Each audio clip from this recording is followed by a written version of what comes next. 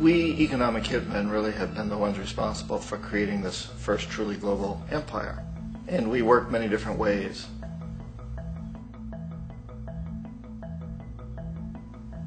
But perhaps the most common is that we will identify a country that has resources our corporations covet, like oil, and then arrange a huge loan to that country from the World Bank or one of its sister organizations.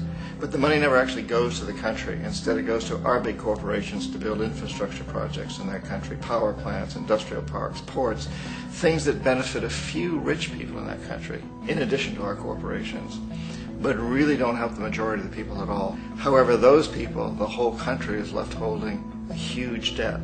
It's such a big debt they can't repay it, and that's part of the plan, that they can't repay it.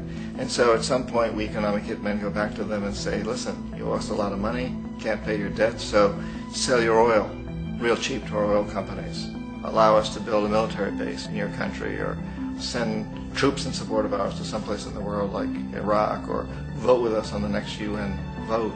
To have their electric utility company privatized and their water and sewage system privatized and sold to U.S. corporations or other multinational corporations. So there was that whole mushrooming thing, and it's so typical of the way the IMF and the World Bank work, that you put a country in debt, it's such a big debt it can't pay it, and then you offer to refinance that debt and pay even more interest.